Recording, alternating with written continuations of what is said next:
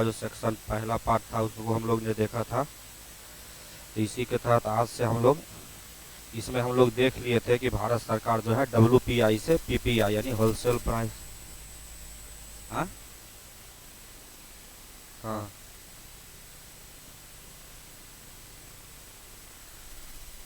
हम लोग आज ही से इसको कल से शुरू किए थे और 1 जनवरी से लेके पहले हम प्रयास करेंगे 15 अगस्त 2025 तक का करेंट अफेयर्स पढ़ा देने का। नहीं 2025 का जो पूरा ईयर है, क्योंकि कल भी बताए थे कि BPSC का एग्ज़ाम एक बार पहले 4 जनवरी और 13 दिसंबर को हो गया है। तो वो जनवरी मतलब वो 2024 के करेंट अफेयर्स पे बहुत कम ही फोकस करेगा। 2024 के करेंट अफेयर्स को ऐसे फोकस करेगा में भी संभावना कम है। पूछे तो वो हम भी बोले हैं कि नवंबर दिसंबर नहीं, अक्टूबर से ही मतलब 1 नवंबर का और 2 नवंबर दिसंबर का 2 मंथ का क्लास रहेगा, वो हम फिर बाद में करवाएंगे। पहले हम लोग 1 जनवरी से लेके 15 अगस्त ये सबसे मोस्ट इम्पोर्टेंट है, क्योंकि वो अपडेटेड में होगा, प्रयास करेगा। तो इसी के तहत हम लोग सबसे पहले देखे थे। तो कल हम लोग जनवरी देखे थे। हम बताए कि इसमें जो भी सोर्स हम यूज़ करते हैं, इसके अलावा आपको कुछ कुछ चीज़ें जो हम आगे भी बताएंगे। तो PIB हो गया, क्रॉनिकल मैगजीन हो गया, मतलब जितने भी ऑनलाइनर और फैक्चुअल बेसिस करेंट अफेयर्स है, ये भी जैसे आप पढ़िएगा तो इसके भी पढ़ने के इसमें भी जो चीज़ें दी रहेंगी वो आपको यहाँ मिल जाएगा लगभग अप्रॉक्स। हाँ PDF ही आपको जिस दिन क्लास ख़त्म होगा उस दिन मिल जाएगा। अब कल हम लोग देखे थे तो कुछ सुधार कर लीजिए। कल शायद हम देखिए PPT लेके आना और पढ़ा देना सबसे आसान काम है ना जी। PPT लेके आवे और हमारा कुछ PPT लिखा हुआ है और उसी को बोल दे, वो सबसे आसान काम है। लेकिन कल एक दो तीन चीज़ें हम थोड़ा उसमें तुम भी गलते था। आ? हाँ तो वो जो हम कल बताए थे कि जो इंडिया है वो रेल नेटवर्क के मामले में चौथे स्थान पे है। तो ये स्थान तो बिल्कुल सही है, लेकिन हम जो उसका बताए थे कि कौन सा देश किस स्थान में पहले स्थान पे है, तो उसमें पहले स्थान पे USA है, तब रूस है, तब चीन है और तब जा। तो ये आप लोग सुधार कर लीजिएगा कि रेल नेटवर्क के मामले में भारत हालांकि चौथे स्थान पे है, लेकिन उसमें जो सिस्टम के हिसाब से जो सबसे ज़्यादा रेल नेटवर्क किस देश के पास है, अमेरिका के पास है, उसके बाद रूस, उसके बाद चीन, तब भारत। दूसरा एक हम लोग बताए थे बैलिस्टिक मिसाइल और क्रूज मिसाइल। तो हम कल बता दिए थे कि जो हम लोग का अग्नि है उसको हम बता दिए थे कि क्रूज मिसाइल है, जबकि ब्रह्मोस क्रूज मिसाइल होगा और अग्नि कैसा है, बैलिस्टिक मिसाइल। ऐसे हम कहते हैं जी ब्रह्मोस सुपरसोनिक क्रूज मिसाइल और अग्नि बैलिस्टिक मिसाइल। तो ये एक सुधार कर लीजिएगा कि जो अग्नि है ये कैसा मिसाइल है, बैलिस्टिक मिसाइल है, और जो हम लोग का ब्रह्मोस है वो कैसा है, क्रूज मिसाइल है। आगे बताएंगे इस दोनों में अंतर भी क्या होता है। क्या नहीं, 1 नंबर में USA है, 2 में रूस है, 2 में, और उसके बाद फिर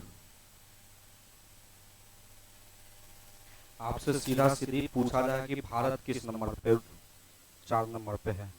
चलिए अब ये भी हम बता दिए थे कि प्राकृतिक आपदा घोषित करने से क्या फायदा क्या होता है। तो हम बताए थे कि उसके तहत जो भी मुआवजा राशि होती है वो व्यक्ति को मिलती है। जैसे कल बताए थे कि बिहार सरकार ने सांप काटने को या मध्य प्रदेश ने लू को आपदा घोषित किया। तो इससे क्या होता है कि सरकार जो भी मुआवजा घोषित करती है, जैसे किसी को कहे कि हम मरेंगे तो उसको 4 लाख रुपया देंगे, बिहार में मिलता है ना जी। तो जब सरकार उसको रजिस्टर्ड कर देती है तो उससे उसको पैसा मिलना शुरू हो जाता है। तो सबसे पहले यहाँ से हम लोग देखते हैं IIT गुवाहाटी। गुवाहाटी कहाँ है जी, असम में। IIT गुवाहाटी ने कैंसर थेरेपी, क्या लिखा हुआ है इसको ठीक कर लीजिएगा, कैंसर थेरेपी के लिए इंजेक्टेबल मतलब सुई के रूप में जो दिया जाता है, इंजेक्ट किया जाएगा, उस हाइड्रोजेल विकसित किया है। आपसे डायरेक्ट पूछा जाएगा कि कैंसर थेरेपी के लिए इंजेक्टेबल, जैसे हम लोग कैंसर के इलाज के लिए किसका यूज किया जाता है, कीमोथेरेपी का यूज करते हैं ना जी। तो कीमोथेरेपी में आप लोग देखते हैं कि बहुत लंबा प्रोसेस है उसका पूरा। तो उसकी जगह उसमें बार बार कीमो दिया जाता है। उसकी जगह आईआईटी गुवाहाटी ने क्या विकसित किया है, इंजेक्टेबल एक हाइड्रोजेल विकसित किया है, जो जेल के रूप में डायरेक्ट व्यक्ति को या जो कैंसर के मरीज होंगे उसको दिया जाएगा। तो आप लोग लिख लीजिए इसको, इंजेक्टेबल है। कैंसर के अध्ययन को क्या कहा जाता है, ऑन्कोलॉजी। क्या कहा जाता है, कहा जाता है ना जी, कैंसर के स्टडी ऑफ कैंसर या कैंसर की बीमारी को अध्ययन को क्या कहा जाता है। और लिखते चलिए, कैंसर के अध्ययन को क्या कहा जाता है, ऑन्कियोलॉजी या ऑन्कोलॉजी। कैंसर के अध्ययन को ऑन्कोलॉजी कहता है।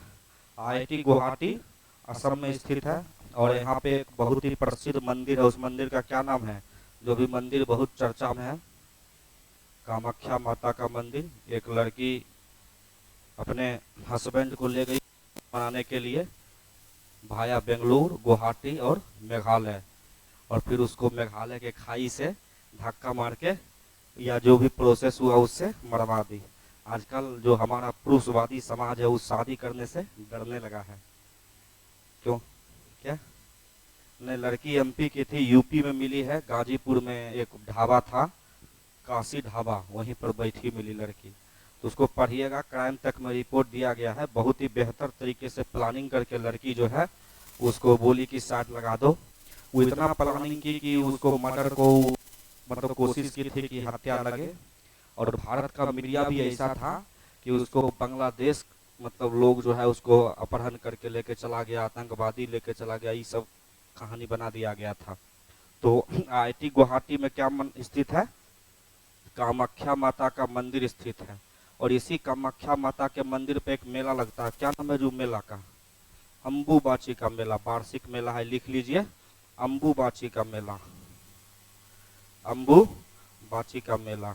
ये आपसे पूछा जा सकता है कि अम्बुबाची का मेला कहाँ लगता है, तो कामाख्या माता मंदिर असम में लगता है। असम का राष्ट्रीय लोक नृत्य है, उसको हम लोग क्या कहते हैं, बिहू कहते हैं ना जी, बिहू। और असम में एक और लोक नृत्य होता है, उसका नाम है सत्रिया, जिसको शंकर देव आप लोग नाम सुने होंगे, जो जिसमें राधा कृष्ण की भक्ति की जाती है और शंकर देव इसको गा गा के मूर्छित हो जाते थे। तो वहाँ एक लोक नृत्य होता है असम में। उस असम में क्या नाम है लोक नृत्य का, सत्रिया। और ऐसे असम की राजधानी कहाँ है, दिसपुर। नया राजधानी बनाने का निर्णय लिया है, कहाँ बनाएगा असम, असम ने घोषणा किया कि अपनी एक नई राजधानी डिब्रूगढ़ में बनाएगा। तो ये भी लिखना होगा, तो लिख लीजिएगा। तो इसमें हम क्या क्या बताए, कैंसर के अध्ययन को हम लोग ऑन्कोलॉजी कहते हैं। उसके बाद आईआईटी गुवाहाटी असम में स्थित है। गुवाहाटी में कामाख्या माता का मंदिर है, यहाँ पे अम्बुबाची का वार्षिक मेला लगता है। और इसी असम में माघ बिहू जो उत्सव है वो मनाया जाता है। और वहीं असम का लोक नृत्य है सतरिया लोक नृत्य, जिसको फेमस कौन किए थे, शंकर देव ने। ये ओडिशा ने बेमौसम बारिश, जो एकाएक बारिश होने लगती है, ओडिशा तटीय इलाका है, तो उसको प्राकृतिक आपदा घोषित किया। अब इससे क्या होगा, उसमें किसी की मृत्यु होगी, उसमें फसल क्षति का नुकसान होगा, या उसमें अवसंरचना का जो भी नुकसान होगा उसमें सरकार जो है मदद करेगी लोगों को। अब इस चीज को लिख लीजिए। ऐसे इस बहुत सारा एग्जाम में ये जो भी अभी तक एग्जाम हुआ है बीपीएससी का, तो इस साल लगभग एक ही एग्जाम हुआ है। बाकी जो भी एग्जाम भारत में हो रहे हैं, रेलवे का हो रहा है या जो भी एग्जाम हो रहा है, उसमें ये सारे करंट अफेयर्स आप जाके देखिएगा तो पूछ रहा है। तो जो हम लोग का पुदी मध्य का ये स्थान है कहाँ है, विशाखापत्तनम आंध्र प्रदेश में। ग्रीन हाइड्रोजन हब, देखिए हाइड्रोजन, ये ग्रीन शब्द आया और हाइड्रोजन हब हुआ। देखिए हाइड्रोजन आप लोग जानते होंगे कि जल होता है, क्या होता है, H2O। तो जब इलेक्ट्रोलाइसिस प्रोसेस होता है तो इसमें हाइड्रोजन और ऑक्सीजन को अलग करके हाइड्रोजन गैस बनाया जाता है। किस प्रोसेस से, इलेक्ट्रोलाइसिस प्रोसेस से। और जब इस इलेक्ट्रोलाइसिस प्रोसेस के दौरान हरित ऊर्जा, हरित ऊर्जा मतलब सौर, पवन मतलब हरित एनर्जी, ग्रीन एनर्जी का यूज कर लिया जाए तो उसको हम लोग क्या कहेंगे, ग्रीन हाइड्रोजन। तो यही होता है ग्रीन हाइड्रोजन, और कुछ नहीं होता है।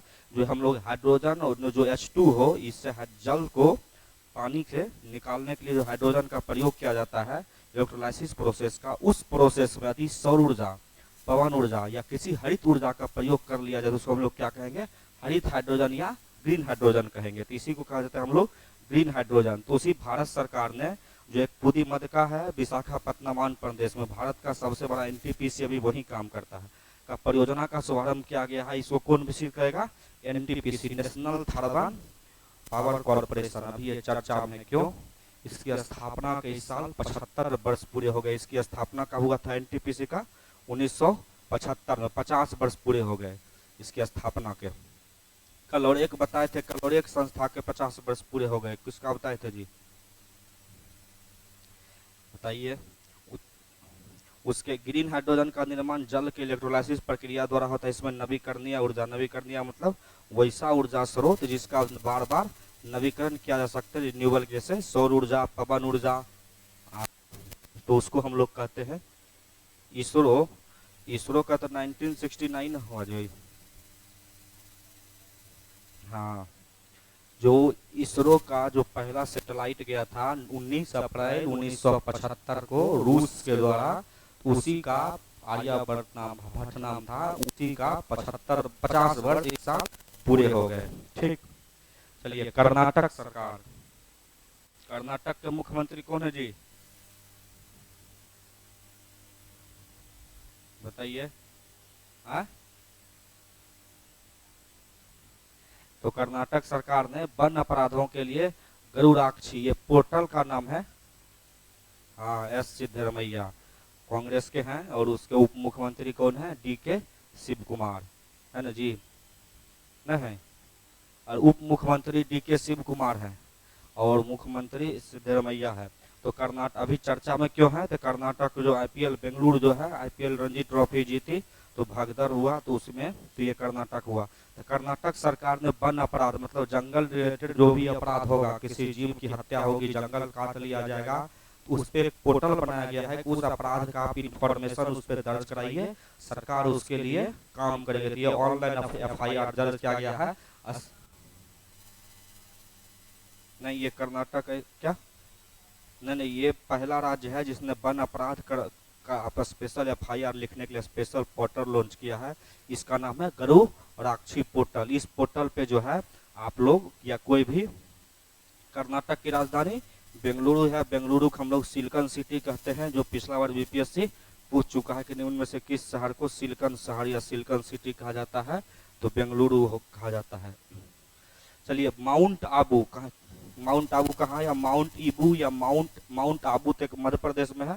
इसको जब हिंदी में पढ़ेगा तो इसे कभी कभी आपको अबू लिखा मिल जाएगा, ईबू लिखा मिल जाएगा, तो वो प्रिंटिंग मिस्टेक कभी कभी समझो, उसको मध्य राजस्थान नहीं मार दीजिएगा। जो अरावली की सबसे ऊंची चोटी है माउंट आबू, है ना जी? कहाँ है? राजस्थान नहीं है, अरावली पर्वत श्रेणी। तो जो माउंट ईबू है ये इंडोनेशिया में है, और ये ज्वालामुखी पर्वत है, इसमें विस्फोट हुआ। लिखिए, विश्व के प्रमुख ज्वालामुखी, 5-6 ज्वालामुखी लिख लीजिए, आपको ज्योग्राफी में मिलान करने या कहीं भी आ सकता है। विश्व का सबसे ऊंचा सक्रिय ज्वालामुखी कौन है जी? नहीं, सबसे ऊंचा सक्रिय ज्वालामुखी ओजस डेल सलावो, है ना जी? चिली और अर्जेंटीना के बॉर्डर पे है, आप लोग नाम सुनेंगे, ओजस डेल सलावो, लिख लीजिए, लिखिए।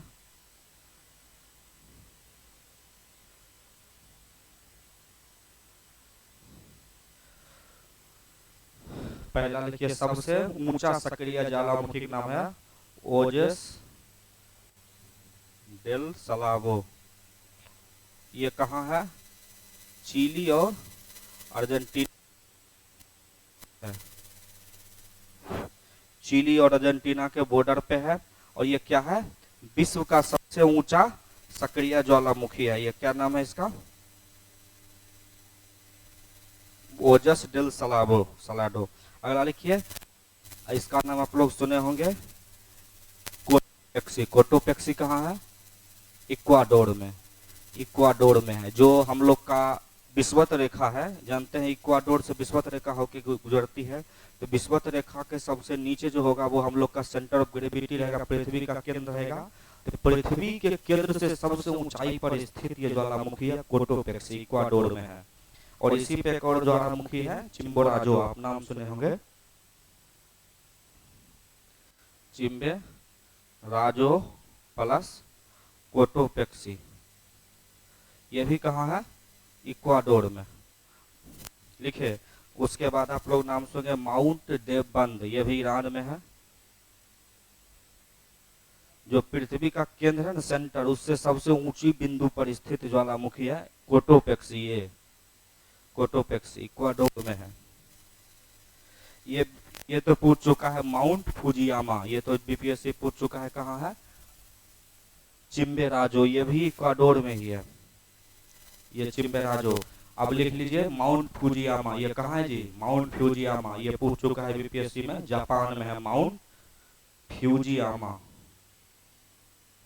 फ्यूजियामा ये है जापान में। उसके बाद इंडोनेशिया में है माउंट ताल, माउंट ताल है फिलीपींस में।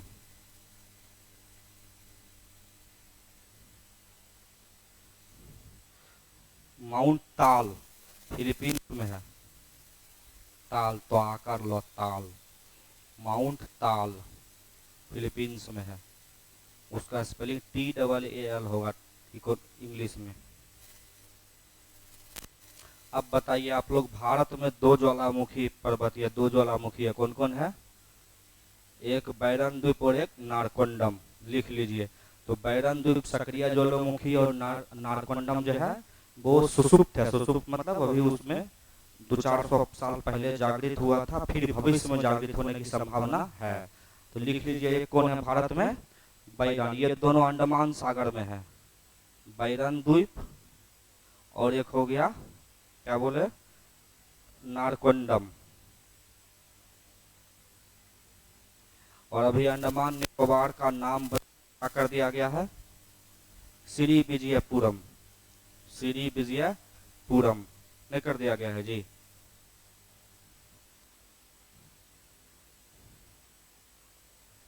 चलिए यहाँ देख लीजिए। अब यहाँ से हम देख लीजिए, अगला देखते हैं। तमिलनाडु सरकार ने सबसे यूनिक घोषणा किया है। आप लोग जानते होंगे जो लिपि जो होती है वो 3 तरह की लिपि होती है। एक ऐसी लिपि जिसको आज तक पढ़ा नहीं गया, जैसे जो हम लोग का पूरा पाषाण काल या जो नव पाषाण काल का जो 3 भाग है, उस समय जो लिपि लिखी गई है उस सब लिपि को, या उस समय लिपि थी ही नहीं तो उसको हम लोग बिना लिपि वाला काल कहते हैं।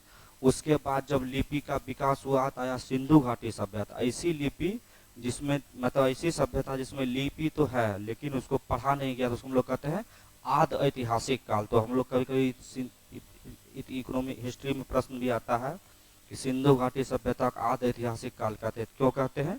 क्योंकि उसकी लिपि तो है लेकिन लिपि कभी तक पढ़ा नहीं गया है।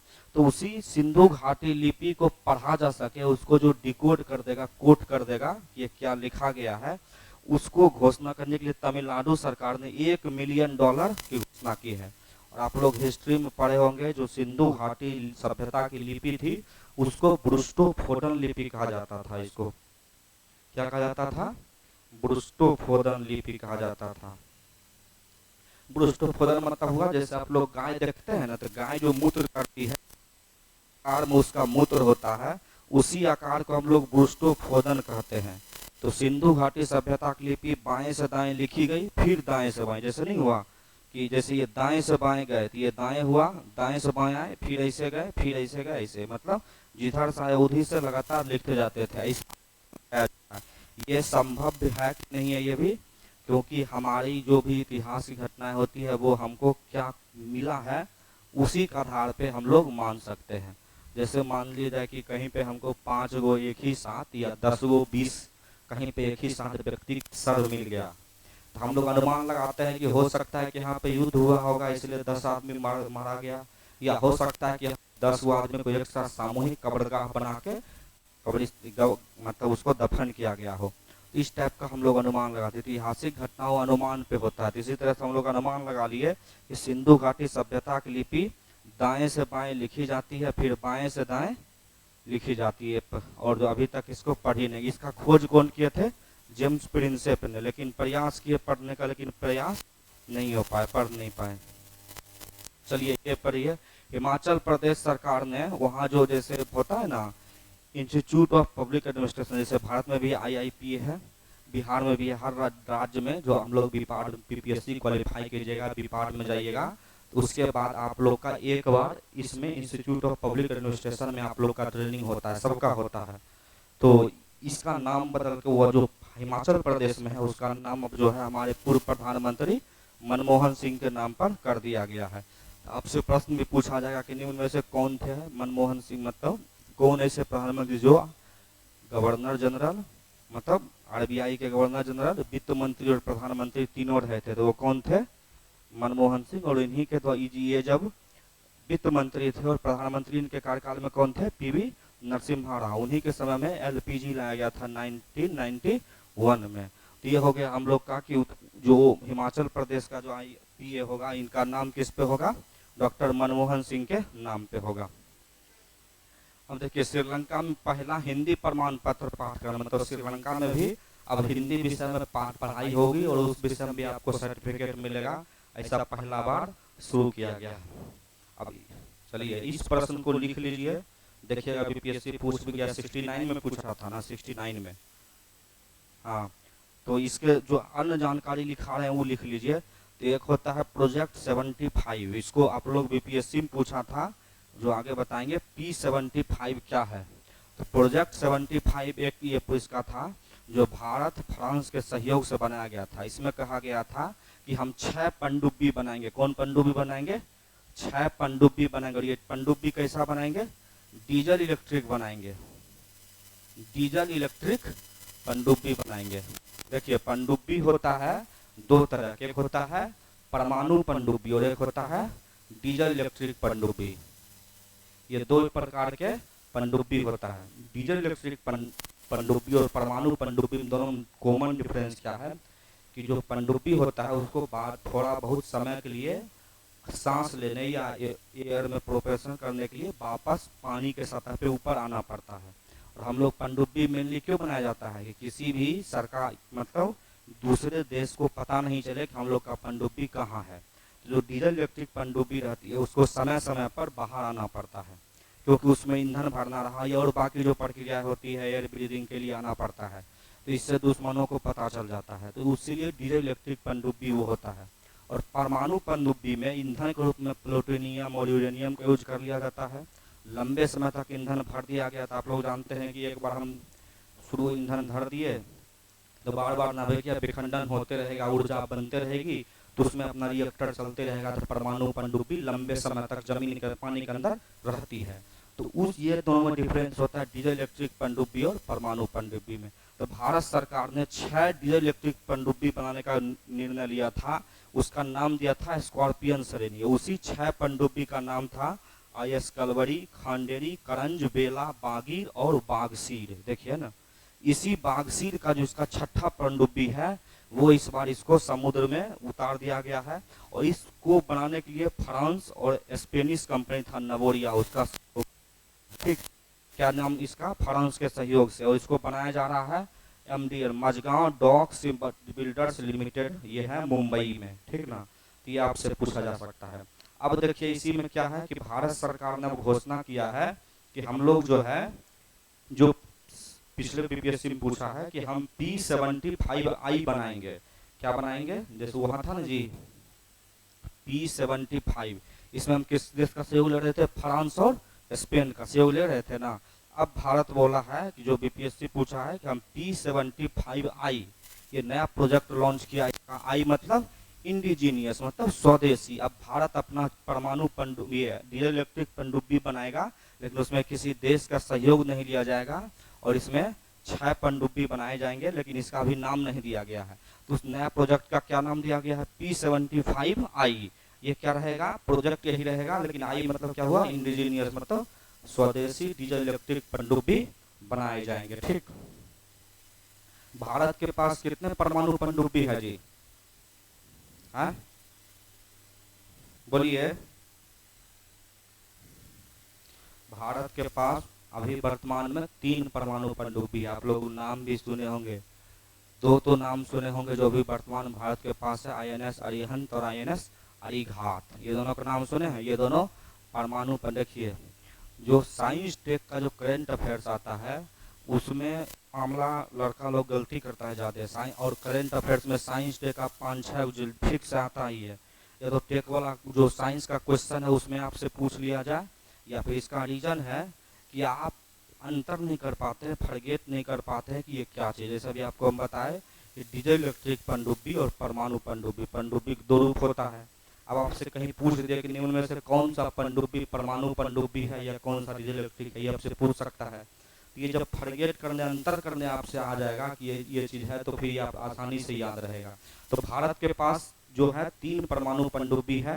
एक तो रिटायर हो गया, उसका नाम था INS चक्र, ठीक। उसके बाद एक बना अभी INS अरिहंत, ये भारत के पास परमाणु पनडुब्बी है। उसके बाद है INS अरिघात, क्या है, अरिघात। ये 3 पनडुब्बी लिख लीजिए, भारत के पास परमाणु पनडुब्बी है 3, लिख लीजिए। और भारत ऐसा विश्व का कौन सा देश है जिसके पास परमाणु पनडुब्बी है? भारत से पहले दुनिया में मात्र 5 देश के पास ही परमाणु पनडुब्बी है। कितने देश के पास? मात्र 5 देश के पास। भारत कितने नंबर का देश बन गया है? 6ठा देश। हमारा पड़ोसी देश नल्ला पाकिस्तान है, उसके पास भी परमाणु पनडुब्बी नहीं है, ठीक ना। जो पाकिस्तान है उसके पास परमाणु पनडुब्बी नहीं है।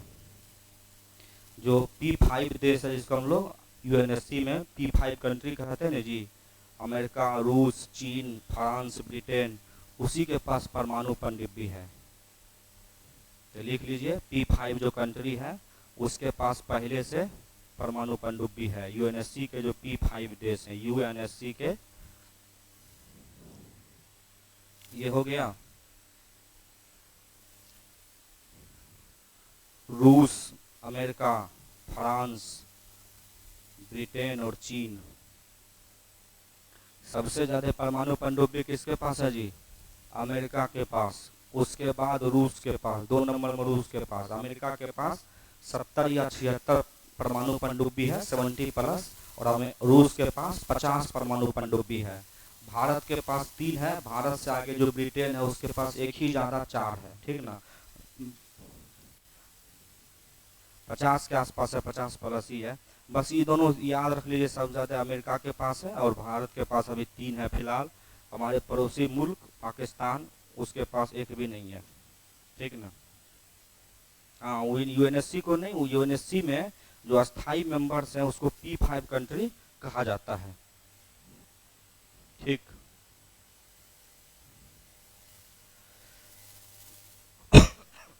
ये कहीं कहीं पूछे नहीं पूछे, जो हम लोग का मुंबई का सटा हुआ जो नवी मुंबई शहर है, वहाँ पे दुनिया का सबसे बड़ा इस्कॉन टेम्पल का उद्घाटन किया गया। इस्कॉन मंदिर समझते हैं, जो राधा कृष्ण संस्था होती है, जहाँ कृष्ण और राधा भगवान होते हैं, तो वहाँ इस्कॉन मंदिर की पूजा का उद्घाटन किया गया। पटना में भी है, जो गांधी मैदान से उधर रास्ता जाता है स्टेशन के आसपास, इनकम टैक्स गोलंबर के तरफ, उधर भी इस्कॉन मंदिर बना हुआ है। तो जो लोग नहीं देखे या इस्कॉन मंदिर क्या होता है, वहाँ जाके देख लीजिएगा, ठीक ना। तो उसी में इस्कॉन मंदिर दुनिया का सबसे बड़ा बना गया। पहला इस्कॉन मंदिर कहाँ पे है? मायापुर, वेस्ट बंगाल। कभी कभी गूगल कीजिएगा तो बेंगलुरु में एक इस्कॉन मंदिर है, उसको भी बताया जाता है, क्योंकि मायापुर वाला भी पूरा बना नहीं है, तो कहा जाता है कि ये मायापुर विश्व का सबसे बड़ा इस्कॉन मंदिर होगा। दूसरा सबसे बड़ा मंदिर मुंबई में बनाया जाएगा। L&T, Larsen and Toubro, Larsen and Toubro company, Mayapur, हाँ वेस्ट बंगाल नहीं बोले हैं, WB लिखा हुआ भी है। तो लार्सन एंड टुडुबो कंपनी द्वारा निर्मित बहुउद्देशीय है। बहुउद्देशीय मतलब गश्ती कर सकता है, है, तो इसके लिए उद्देशीय पोत INS उत्कर्ष, ये एक प्रकार का पोत है। गश्ती पोत इसको कह दिए, समुद्री सुरक्षा के लिए निगरानी पोत कह दीजिए। इस टाइप का जो एक साथ बहुत सारा मल्टी डायमेंशनल काम कर सकता है, उसको हम लोग बहुगश्तीय बहुउद्देशीय पोत, इसको नाम है INS उत्कर्ष। सेना को सौंपा गया है। चेन्नई में कहाँ पे सौंपा गया है, ये आपसे पूछा सकता है। यह गश्ती, निगरानी, आपदा प्रबंधन सहित आदि सहित सभी कामों में ये काम देगा। इसको बनाया कौन है? INS उत्कर्ष को लार्सन एंड टुडुबो L&T कंपनी है, ठीक। अब ये देखिए, पिछले साल चर्चा में था, इस साल भी चर्चा में है, और ये आपसे शायद पूछ सके कि हम लोग का जो नव भारत साक्षरता कार्यक्रम है उसको नाम दिया गया है उल्लास। क्या नाम दिया गया है? उल्लास। इस कार्यक्रम का लक्ष्य है कि भारत को 2027 तक पूर्ण साक्षर राज्य बना दिया जाए। पूर्ण साक्षर मतलब लिटरेट मतलब होता है कि 7 वर्ष से ऊपर की आबादी यदि अपनी स्थानीय भाषा में लिखना और पढ़ना जान जाए, उसको हम लोग साक्षर कहते हैं। जैसे वहाँ की जो स्थानीय भाषा में कुछ भी है उसको लिखना पढ़ना जान जाए, तो उसको हम लोग साक्षर माना जाता है। कितने वर्ष से ऊपर का? 7 वर्ष से ऊपर का। मेंस में इस बार प्रश्न, इस बार की 17 में ही, इससे पिछले बार था शॉर्ट प्रश्न में कि साक्षर मतलब परिभाषा क्या है, किसको साक्षर माना जाता है, ठीक। तो 7 वर्ष से ऊपर के सभी व्यक्ति जो किसी भाषा में लिखना और पढ़ना जानता है उसको हम लोग क्या कहते हैं, साक्षर कहते हैं। तो उसी को कि सबको लिखना और पढ़ना सिखा दिया जाए उसको हम लोग कहते हैं। तो उसके लिए नव भारत साक्षरता कार्यक्रम लाएगा, उसका नाम दिया उल्लास। उसके तहत अभी तक लद्दाख और मिजोरम को इसी मंथ जून महीने मई के जो लास्ट वीक हुआ था कुछ दिन पहले गुजरा है, या मई जून में ही मिजोरम को भारत का सबसे लेटेस्ट पूर्ण साक्षर राज्य घोषित किया गया। इससे पहले कौन था, एक लद्दाख, यूटी के रूप में लद्दाख घोषित किया गया है। ये आपको ठीक, हाँ मिजोरम तो बोले ना कि इस साल हुआ है लद्दाख, ये दोनों। अब देखिए इससे पहले आप लोग जानते होंगे पिछला बार ये प्रश्न पूछा जिस समय निर्यात का मतलब वो आया था कि किसको निर्यात करेगा, तो भारत सरकार ने ब्रह्मोस जो है सुपरसोनिक क्रूज मिसाइल को निर्यात करने का फैसला लिया। फिलीपींस के बाद किसको, इंडोनेशिया को फिलीपींस के बाद भारत सरकार किसको अपना ब्रह्मोस मिसाइल लॉन्च करेगी, बेचेगी, इंडोनेशिया को। ब्रह्मोस जो है, ब्रह्मोस भारत और रूस ये दोनों देश संयुक्त रूप से बना रहा है। भारत का ब्रह्मपुत्र नदी और रूस का मास्कोवा नदी, क्या नाम है, भारत का ब्रह्मपुत्र नदी और रूस के मास्कोवा नदी, इस दोनों नदी के नाम को मिला के ब्रह्मोस नाम दिया गया मिसाइल है। रूस इसको सहयोग से विकसित कर रहा है, फिर भारत ने धीरे धीरे इसकी अपनी तकनीक डेवलप कर लिया है। अब भारत स्वदेशी रूप से इसको बनाता है और दूसरे देशों को निर्यात करता है। तो इसमें सबसे पहले फिलीपींस को निर्यात करने की घोषणा हुआ था, अब इसके बाद इंडोनेशिया को किया गया है। अब देखिए एक होता है क्रूज मिसाइल और एक होता है बैलिस्टिक मिसाइल। देखिए क्रूज मिसाइल हुआ और बैलिस्टिक मिसाइल हुआ, जैसे ये हम लोग का पृथ्वी का सतह हुआ, ठीक। देखिए एक ये हो हम लोग का, ये प्रश्न यूपीएससी 2023 में पूछ चुका है कि क्रूज और बैलिस्टिक मिसाइल में क्या अंतर होता है। देखिए जो हम लोग छोड़े और जो मिसाइल पृथ्वी के सतह के समानांतर चलती है उसको हम लोग क्रूज मिसाइल कहते हैं, और जो मिसाइल पृथ्वी के सतह के परवलयाकार पथ को फॉलो करते हैं, जैसे इसको छोड़े प्रोजेक्टाइल मोशन को जो करते हैं उसको हम लोग क्या कहते हैं, बैलिस्टिक मिसाइल कहते हैं। क्रूज जो मिसाइल होता है उसका डिस्टेंस बहुत ही कम होता है, क्या होता है, क्योंकि ये गया और इसको रडार में पकड़ना थोड़ा मुश्किल होता है, क्योंकि इसका सीधा गति रहा, बदलते रहा। इस बैलिस्टिक मिसाइल आकाश में पकड़ना आसान होता है, इसलिए इसको मार गिराना भी आसान होता है। क्यों आसान होता है, जैसे हम इसको किसी फिक्स एंगल से छोड़ा जाता है, ठीक, फिक्स, और हम लोग पता कर लिया इसका एंगल, रेडियस पता कर लिए, बता दिए कभी मिसाइल यहाँ है, हम जान रहे कि प्रोजेक्टाइल मोशन को फॉलो करेगा, उसके बाद कुछ समय बाद यहाँ रहेगा, मान लेते हैं यहाँ से हम लोग सीधे एंटी रेडियस जो मिसाइल सिस्टम उसको लॉन्च करेंगे, यहाँ इसको हवा में मार गिरा दिया जाएगा, ठीक। अब दूसरा ये मिसाइल हुआ, अब इस तकनीक हुआ कि हम यहाँ से मिसाइल छोड़े, इसको मारने की इधर से छोड़े, पता चला यहाँ पे टारगेट किए, भाग के आगे बढ़ गया, तो इसको हवा में पकड़ पाना या इसको मार करना, हवा करना ये मुश्किल होता है। ये दोनों हो गया हम लोग का। तो जो हम लोग का जो अग्नि है ये बैलिस्टिक, और जो बैलिस्टिक मिसाइल होता है उसका, और ये अंतर्महाद्वीपीय होता है। अंतर्महाद्वीपीय मतलब एक महाद्वीप से दूसरे महाद्वीप को में भी ये मार कर सकता है, जिसको हम लोग कहते हैं ICBM, इंटरकॉन्टिनेंटल बैलिस्टिक मिसाइल। जो एक महाद्वीप से दूसरे महाद्वीप में मार करे उसको हम लोग ICBM कहते हैं। जनरली यह 5000 किलोमीटर से ऊंचा या उससे ज्यादा रेंज जब हो जाए तो उसको हम लोग ICBM कहते हैं। तो भारत, चीन, रूस, दक्षिण उत्तरी कोरिया, अमेरिका, इन सब देशों के पास ICBM तकनीक से युक्त मिसाइलें हैं। ये सब हो गया ICBM मिसाइल। ये दोनों मिसाइल में कौन कौन तकनीक हुआ, क्रूज और बैलिस्टिक। क्रूज मिसाइल जिसका जो मार्ग होता है वो पृथ्वी के समानांतर होता है, इसको हम लोग कहते हैं, और जो बैलिस्टिक मिसाइल हुआ वो परवलयाकार पथ को फॉलो करते हैं। ये दोनों समझ में आ गया।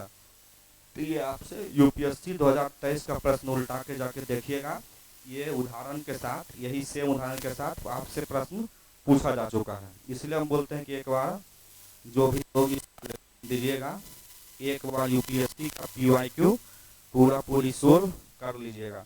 कम से कम तो पिछले 4-5 साल का, 10 साल समय है तो 10 साल का कीजिए, 2011 से लेकर 25 तक का कीजिए, 14-15 साल का समय मिलता है, फुल्ली डेडिकेटेड है। एक बार उसको अच्छे से कर लीजिएगा, इधर आपका 70% सिलेबस कंप्लीट हो जाएगा। अभी सारे उसको अच्छे से कर लेते हैं क्योंकि उसमें बहुत सारा इन्फॉर्मेशन दिया रहता है, खास करके ज्योग्राफी, पॉलिटी, इकोनॉमिक्स, इन सब चीज़ों का कॉन्सेप्ट आपका डायरेक्ट उससे क्लियर हो जाएगा। साइंस टेक वाला प्रश्न भी जो है ना वो इसी से पूछने लगता है। तो इस बार जैसे देखते होंगे, पिछला बार 69 पीएससी में एक पूछा था HMX के बारे में, जो विस्फोटक है HMX, तो 2000 पीएससी उसको पूछा है। तो एक दूसरे को फॉलो करते रहता है, तो प्रयास कीजिएगा कि यूपीएससी 2025 का, मतलब इससे पहले जो भी हुआ है, कम से कम 5-7 साल का क्वेश्चन पूरा लेने का। खास करके जो झारखंड उरखंड है, झारखंड पीसीएस में देखिएगा, वो लोग तो यूपीएससी का बिना ऑप्शन चेंज किए, बिना लाइन चेंज किए क्वेश्चन उठा के पूछ लेता है। तो यूपीएससी का IQ बहुत सोल्व करने के लिए, ठीक। अब देखिए पोखरण कहाँ है जी, पोखरण राजस्थान में हुआ। यहीं पे हुआ था स्माइलिंग बुद्धा और शक्ति करके 2 परमाणु प्रक्षेपण हुए थे। तो पोखरण जो हम लोग का ये टेस्टिंग रेंज है, जैसे देखिए टेस्टिंग रेंज होता है और एक प्रक्षेपण रेंज होता है। टेस्टिंग रेंज में हम लोग मिसाइल का, हथियार का, गोला बारूद को टेस्ट करते हैं कि ये काम कर रहा है कि नहीं काम कर रहा है, या सफलतापूर्वक है कि नहीं, तो उसको हम लोग कहते हैं टेस्टिंग रेंज। जैसे उड़ीसा का चांदीपुर, जहाँ जिसको डॉक्टर अब्दुल कलाम द्वीप कहते हैं, वहाँ पे हम लोग का चिलकाम जो उड़ीसा में DRDO का टेस्टिंग रेंज है। फिर पोखरण के राजस्थान में टेस्टिंग रेंज है। उसके बाद बाड़मेर में, जिसको महाजन फील्ड रेंज कहते हैं, वो भी राजस्थान में है, बाड़मेर में। तो ये सब टेस्टिंग रेंज में मिसाइलों का प्रक्षेपण किया जाता है। ऑप्शन जो इलिमिनेट होता है, जब ये बेसिक जानकारी आपको हो जाएगी जैसे कहाँ पे प्रक्षेपण किया गया, ये जो हो जाएगा कि प्रक्षेपण रेंज क्या होता है, टेस्टिंग रेंज क्या हुआ, टेस्टिंग कहाँ करती है, उड़ीसा के चांदीपुर तो चिल्का में है। उसके बाद है राजस्थान के महाजन एयरफील्ड रेंज, फिर पोखरण में है, उसके बाद एक पूना में है। इन सब जगह जो है ये DRDO अपना मिसाइल का, तोप का, इन सब चीज़ों का टेस्टिंग करती है। और इसरो जो है अपने उपग्रह का प्रक्षेपण करती है। कहाँ से प्रक्षेपण करती है, तो श्री सतीश धवन अंतरिक्ष केंद्र श्रीहरिकोटा से। बताए थे कि इसके बगल में 2 और बनाए जा रहे, एक कुलारिसखीपट्टनम तमिलनाडु में, और एक श्री उसी हरिकोटा के ही बगल में छोटा वाला बनाया जा रहा है। ये होता है प्रक्षेपण सेंटर और टेस्टिंग सेंटर, ठीक। अब देखिए उड़ीसा सरकार ने तीसरे आपातकाल भारत में अभी तक कितने बार लगा है, 3 बार। तो जो तीसरे 1962, उसके बाद 71 और 75, कब कब आपातकाल लगा, 1962।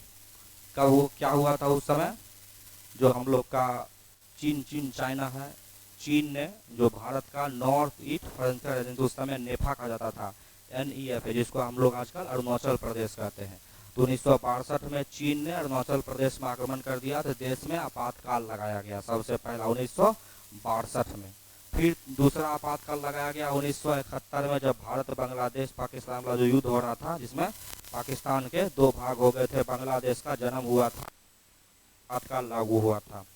और फिर दूसरा आपातकाल चल ही रहा था कि तीसरा आपातकाल श्रीमती इंदिरा गांधी ने लागू करा दिया 1975 में, जून 1975 को।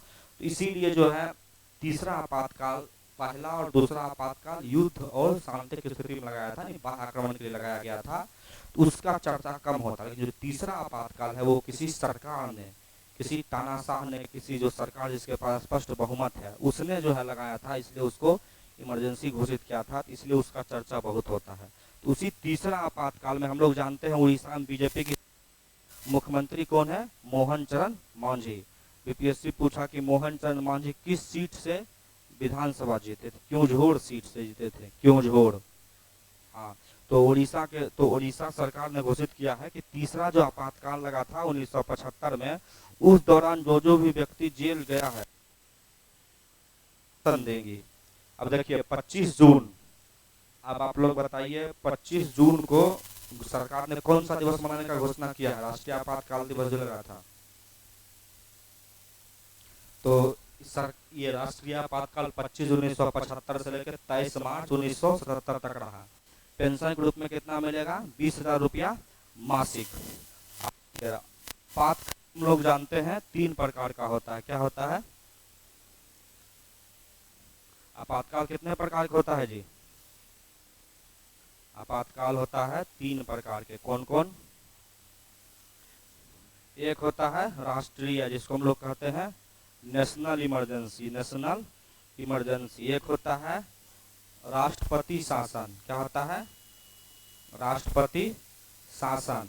इसको हम लोग कहते हैं प्रेसिडेंट रूल, जो अभी कहाँ लगा है? मणिपुर में। और तीसरा होता है हम लोग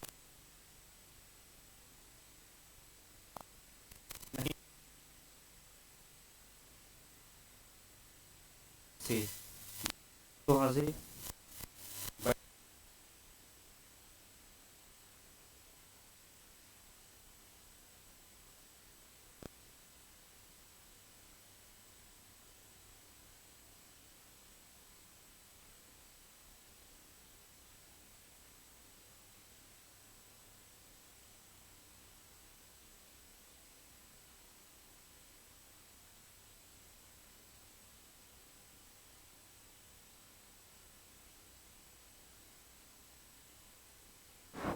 अब जा रही है आवाज? ठीक है।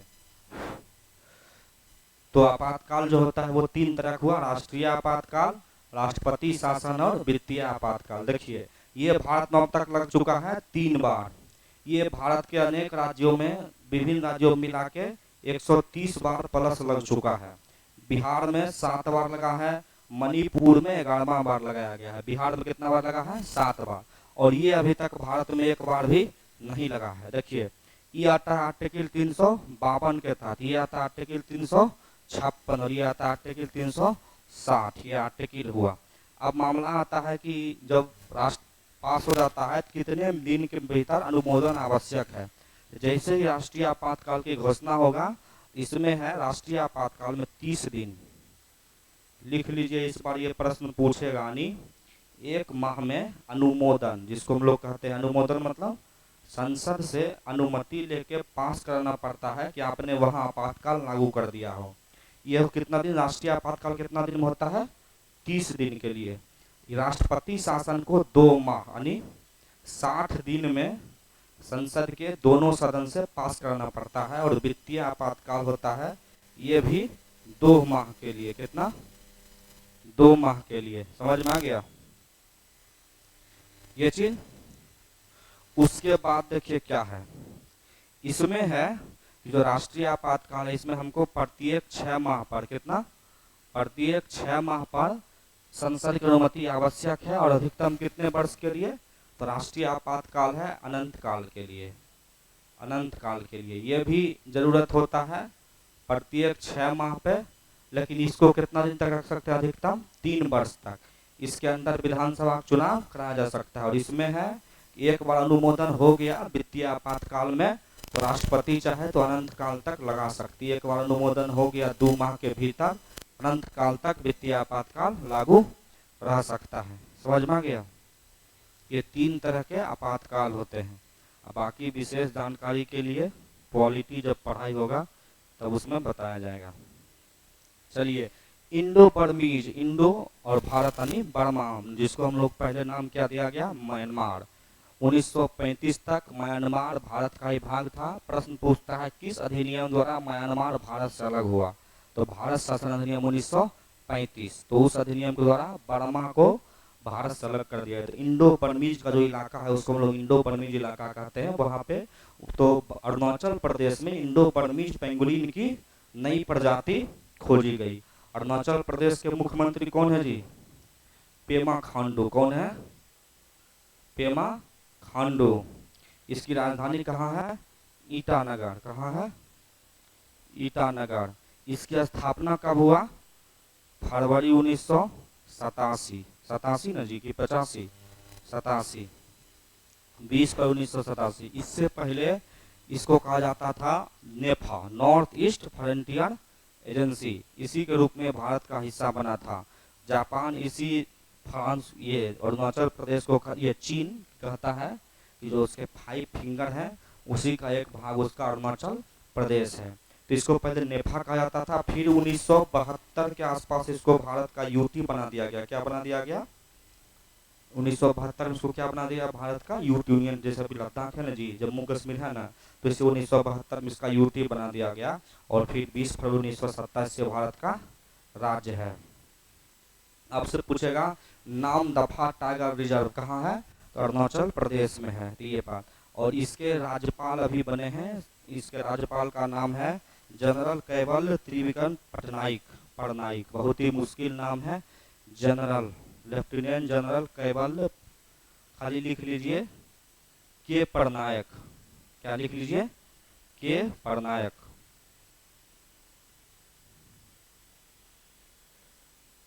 के पटनायक ये लिख लीजिए उसका, नहीं तो बहुत लेफ्टिनेंट जनरल कैवल्य त्रिविक्रम पटनायक नाम है। तो ये लिख लिए। चलिए अब आगे हम लोग बढ़ते हैं। उत्तराखंड सरकार ने कार्बन न्यूट्रलिटी, कार्बन न्यूट्रलिटी मतलब क्या होता है कि आप जितना कार्बन का उत्सर्जन कीजिएगा उतना कार्बन आप वापस अपने वायुमंडल में सोख लीजिएगा, उसको हम लोग कहते हैं कार्बन न्यूट्रलिटी। तो कार्बन न्यूट्रलिटी पाने के लिए किस देश के साथ समझौता किया है? आइसलैंड। आइसलैंड आप लोग हम लोग जानते हैं कि जो हम लोग का नॉर्वे, फिनलैंड, स्वीडन, आइसलैंड ये सब जो कंट्री है ये अपने जलवायु मानक पे बेहतर है। और हमेशा अभी जैसे जलवायु परिवर्तन प्रदर्शन सूचकांक जो आया या जलवायु धारणा सूचकांक, तो उसमें डेनमार्क जो है वो 1 नंबर पे है, भारत 10वें नंबर पे है। तो जो जलवायु वाले जो होते हैं उसमें आइसलैंड, नॉर्वे, फिनलैंड ये सारे देश अच्छे प्रदर्शन पे होते हैं। तो उत्तराखंड सरकार ने बोला है कि आप जिस तकनीक का यूज करके कार्बन न्यूट्रल होते हैं, कार्बन को सोख लेते हैं, मतलब मान लिया जाए आपने 10 टन कार्बन का उत्सर्जन किया और फिर उसी 10 टन के बराबर आप कार्बन सोख लेते हैं, वन लगाकर, जंगल पेड़ लगाकर, किसी कार्बन कैप्चरिंग तकनीक जिसको हम लोग सीसीयू कहते हैं, इन सब तकनीक से यदि आप कार्बन को सोख लेते हैं तो कार्बन न्यूट्रल हो गए। तो उस तकनीक को बनाने के लिए उत्तराखंड के साथ समझौता किया है।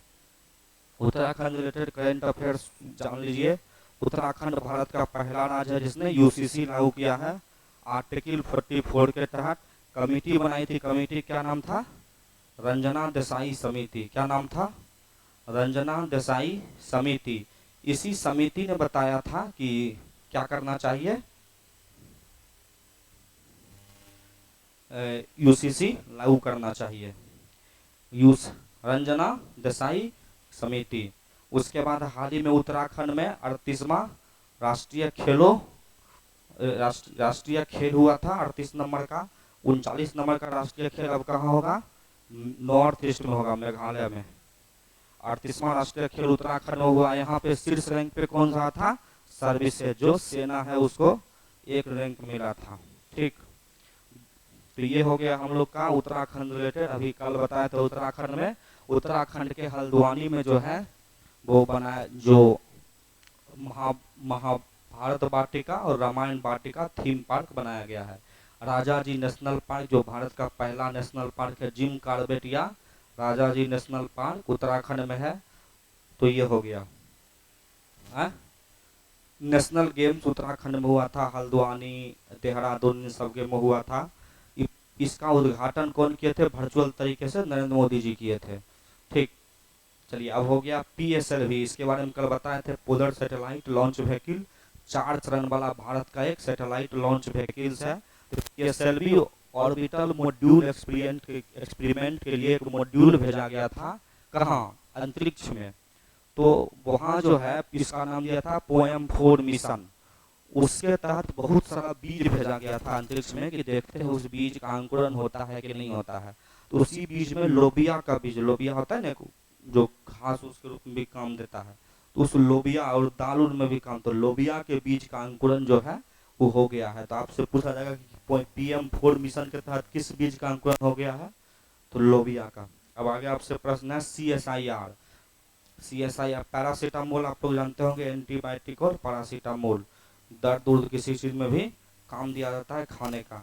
CSIR का फुल फॉर्म क्या है?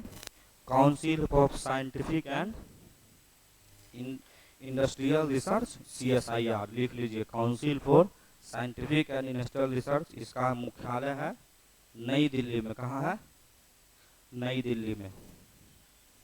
और यह भी चर्चा में क्यों है? बहुत ऐसे तो हो गया करंट अफेयर से 1 साल पुराना, क्योंकि जो CSIR है इसकी सबसे पहली महिला महानिदेशक बनी थी एन सलाई केल्वी। एन सलाई केल्वी CSIR की पहली महिला महानिदेशक बनी थी। एन कलाई सेल्वी, एन कलाई सेल्वी है, एन कलाई सेल्वी। और इसकी स्थापना कब हुआ था? 1942 में, आजादी से पूर्व का ये सेंटर है। ठीक, चलिए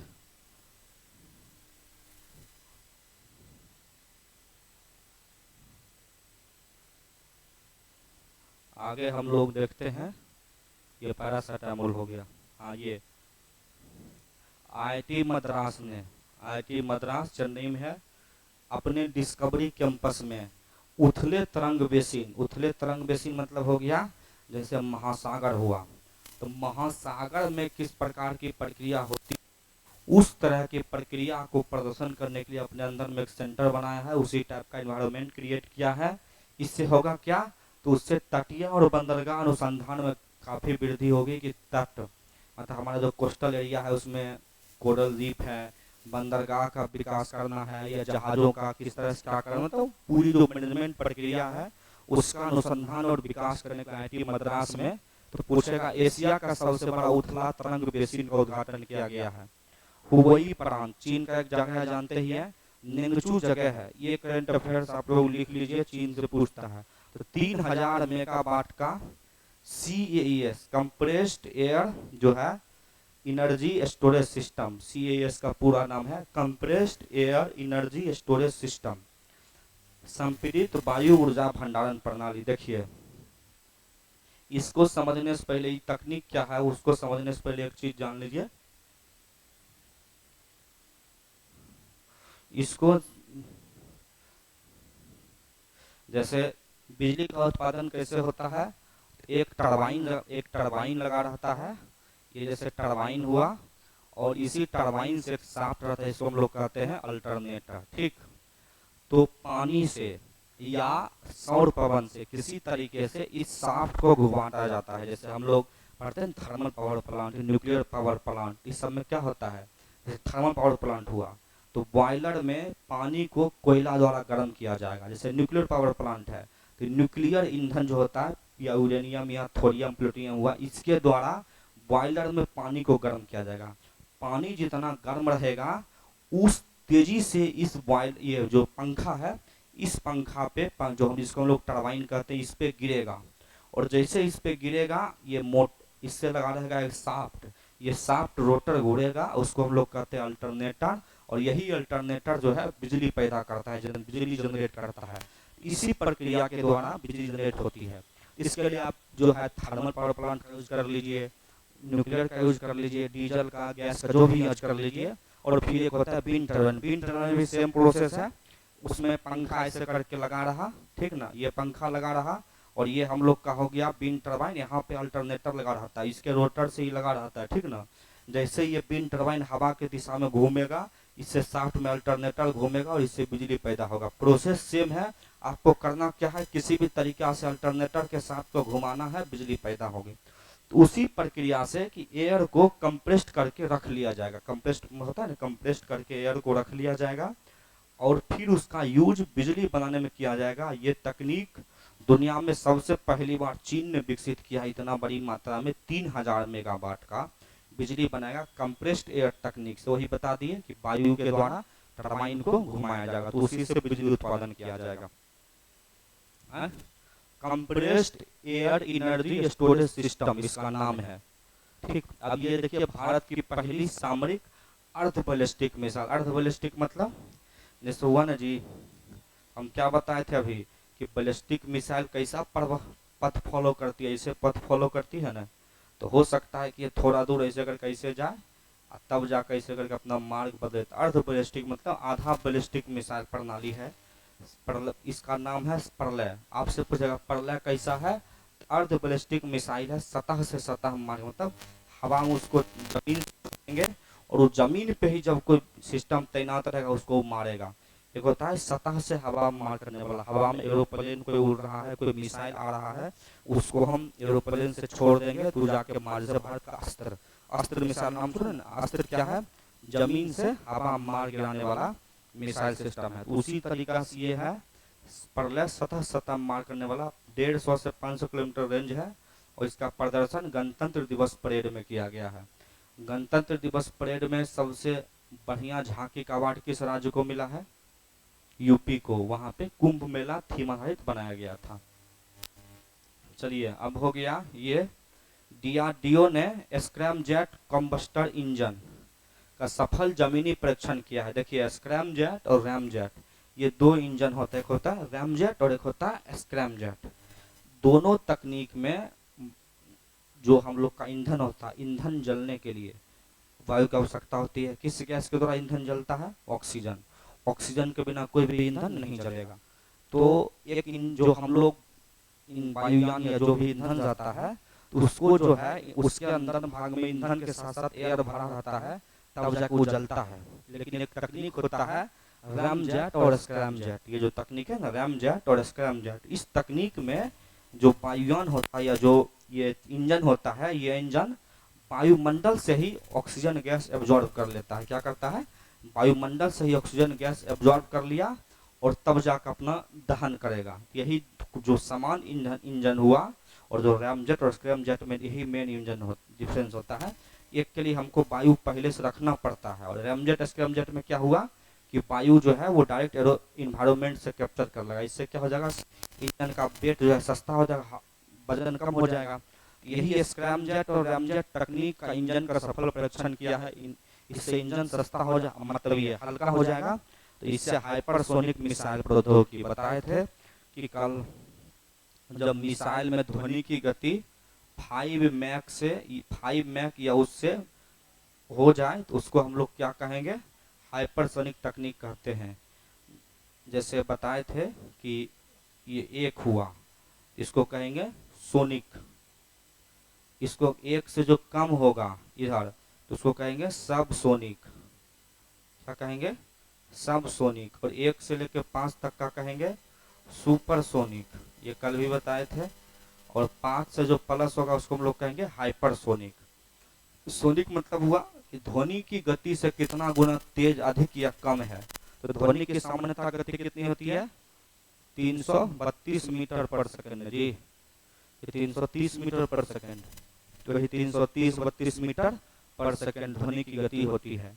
ध्वनि की गति से जिसका 5 गुना अधिक होगा उसको हम लोग क्या कहेंगे, हाइपरसोनिक। ये समझ में आ गया। तो वही रैमजेट तकनीक का विकास किया गया है जो हाइपरसोनिक तकनीक विकसित करेगा। तो ये जो तकनीक है स्क्रैमजेट और रैमजेट, समझ में आ गया। देखिए करेंट अफेयर्स पढ़ाने के लिए एक तो हुआ कि पीपीटी पहले तैयार हुआ, यहाँ पे मास्टर के पास पहले खुद मल्टी डायमेंशनल नॉलेज होना चाहिए।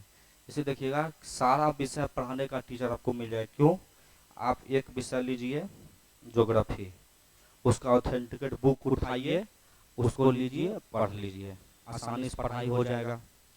पॉलिटी है, बुक उठाइए याद कर लीजिए, थोड़ा बहुत कॉन्सेप्ट समझ जाइए, बच्चे को समझा दीजिए। हिस्ट्री वही पढ़े। लेकिन करेंट अफेयर्स पढ़ाने के लिए आपको सारे विषय की जानकारी होनी चाहिए, क्योंकि आप सारे विषय का करेंट अफेयर्स में यूज है। अब जिस टीचर को खुद रैमजेट, स्क्रैमजेट या क्रूज और बैलिस्टिक मिसाइल, मान लिया जाए कोई ऐसे टीचर हैं जो साइंस टेक या किसी अन्य विषय की जानकारी नहीं है और वो करेंट अफेयर्स पढ़ाएंगे, तो क्या वो अच्छे तरीके से रैमजेट, स्क्रैमजेट या क्रूज बैलिस्टिक मिसाइल वो क्या करेंगे, सिर्फ बता देंगे कि भारत ने ब्रह्मोस क्रूज मिसाइल को इंडोनेशिया को बेचने का फैसला लिया है, डीआरडीओ ने स्क्रैमजेट तकनीक विकसित कर लिया है। ये रैमजेट स्क्रैमजेट है क्या, यही तो। इसलिए दूसरी बात कि हम पीपीटी जैसे पता नहीं कि स्लाइड अभी लेते, पीपीटी खिसकाते जाते, क्या क्या लिखा हुआ है वो आपको हम पढ़ के सुना देते और वही पीपीटी टेलीग्राम पर दे देते। तो अभी के समय में सबसे आसान तरीका है जो कि कोई भी लोग पढ़ा सकता है, पीपीटी लाइए, उसको पढ़ते जाइए। इस पे फिर क्या रहेगा, डायमेंशन बंध जाएगा जितना बार पीपीटी में लिखा हुआ है। उस तकनीक में होता क्या है, पढ़ा हम रहे हैं, ठीक ना, पीपीटी में जो कंटेंट है वो कंटेंट किसी और ने लिखा है, पीपीटी को टाइप किसी और ने किया है और पढ़ा किसी और ने रहा है। अब बताइए क्या इस कंडीशन में सही तरीका से होगा, आपने किसी और चीज़ का करंट मतलब करंट अफेयर्स बनाया, हम पीपीटी खाली पढ़ रहे हैं, टाइप उसको किसी और ने किया है। तो हम खुद से करंट अफेयर्स लिखते हैं, खुद से टाइप भी करते हैं और खुद से पढ़ाते भी हैं। देखिए मलेशिया, मलेशिया जो आसियान कंट्री है, association of south east Asian country, उसी का भाग है। मलेशिया का राजधानी कहाँ है, कुआलालंपुर। तो मलेशिया के साथ पहली बार ऐसा कोई आसियान देश है जिसके पास राष्ट्रीय सुरक्षा सलाहकार, भारत राष्ट्रीय सुरक्षा सलाहकार कौन है, अजीत डोभाल। तो राष्ट्रीय सुरक्षा सलाहकार स्तर की वार्ता हुई है और ऐसा वार्ता करने वाला मलेशिया भारत के साथ पहला देश है। आसियान में 10 कंट्री हैं, एक 11वां कंट्री तिमोर लिस्ते शामिल होने के लिए बोला लेकिन शामिल नहीं हुआ अभी तक ऑफिशियल रूप से। आसियान का मुख्यालय कहाँ है, इंडोनेशिया के जकार्ता में है। इसकी स्थापना अगस्त 1967 में हुई थी और भारत और आसियान के बीच 1992 से लगातार वार्ता होती रहती है। जो रणनीतिक भागीदार हम कहते हैं वो 1992 से हो रही है। अभी आसियान की बैठक कहाँ हुई थी जिसके कहने पे भारत गया था, कंबोडिया में। पहले लाओस में पहले हुआ था, तभी कुछ दिन पहले लाओस में हुआ था ना जी। तो ये हो गया हम लोग का आसियान का।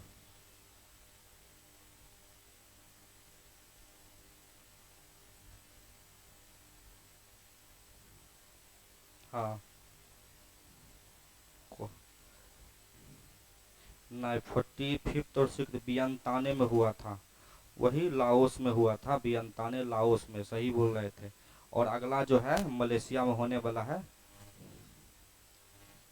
उसके बाद हम लोग का है, ये तो हम बता ही दिए थे कल भी, चिली जो है दुनिया में चीन के बाद लिथियम भंडार वाला दूसरा शीर्ष देश बन गया है।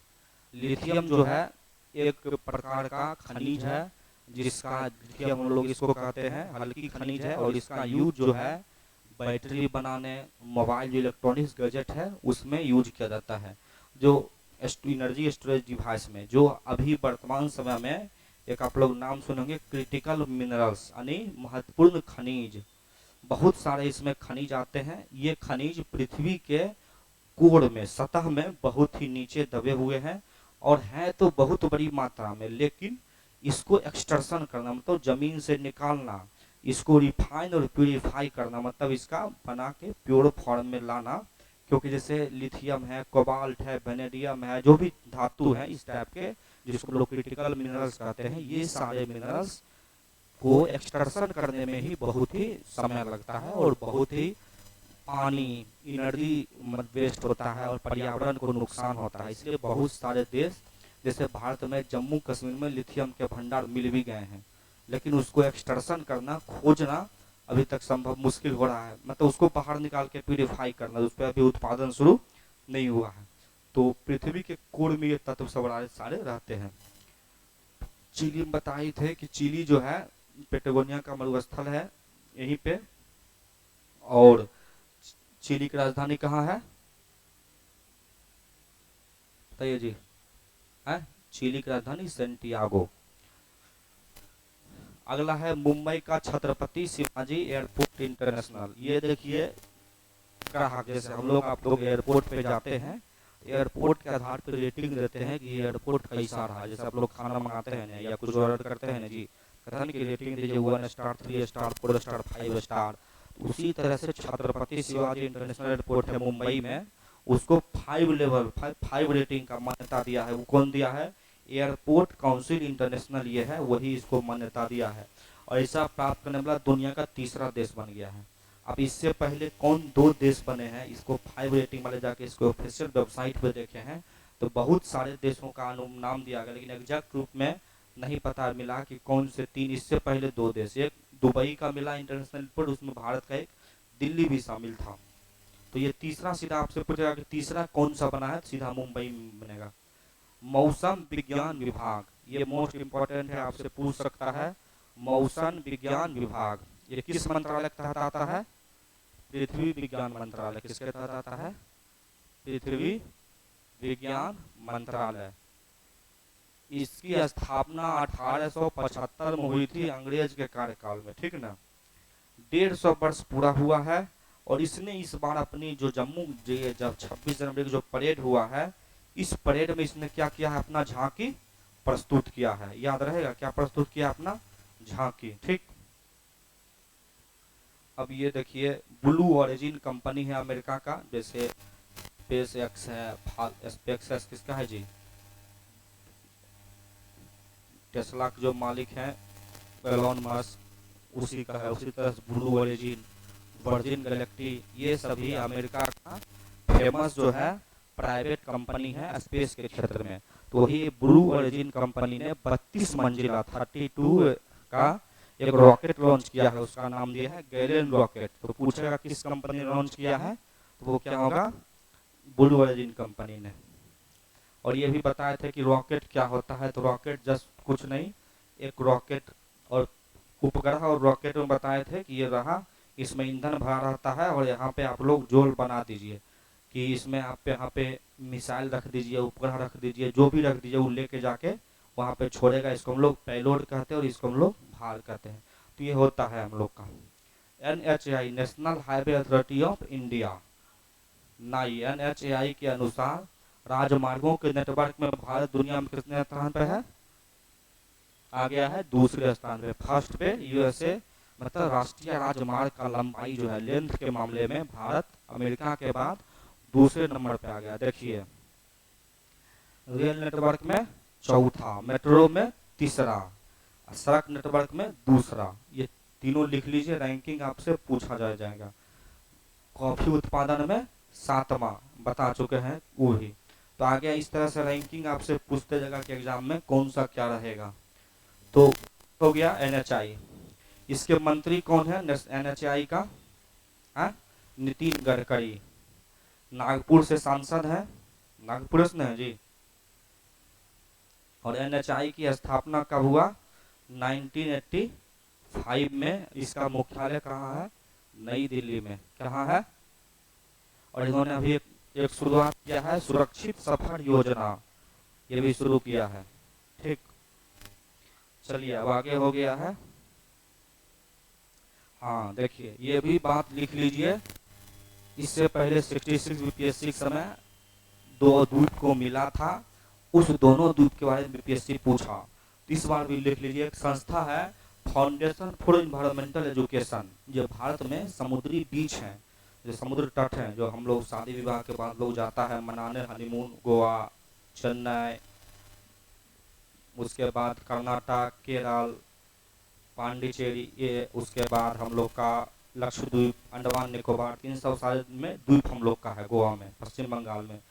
इन सब द्वीप को एक संस्था है जिसका नाम है Foundation for Environment Education, UNEP, United Nation Environment Programme, United Nation, ये टूरिज्म वाला है, वर्ल्ड टूरिज्म ऑर्गेनाइजेशन, IUCN, ये सब मिलके ये सब एक ये संस्था मिल रही है और इसमें ये सब जूरी रहता है, मतलब जज रहता है।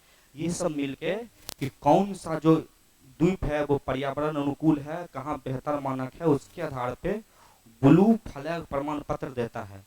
तो उसी के तहत लिख लीजिए, नाम याद कर लिए, कप्पर बीच, कोझिकोड और चाल, कन्नूर, ये दोनों केरल में है। उसको जो है वैश्विक ब्लू फ्लैग प्रमाण पत्र मिला है और इससे द्वीप की संख्या हो गई है 14। इससे पहले जो भारत में 2022 में कदमत और मिनिकॉय, इसका मतलब 67 में तब ये पूछा था, कदमत और मिनिकॉय को इससे पहले यह प्रमाण पत्र मिला था। ये पहले हम लोग का भारत में 14 हो गए, ये बात याद रहेगा। बेंगलुरु में दक्षिण भारत की पहली संक्रामक रोग मतलब वायरल डिजीज, हाँ, जो मतलब डिजीज एक व्यक्ति से दूसरे व्यक्ति में फैलता है, उसको हम लोग कहते हैं संक्रामक रोग।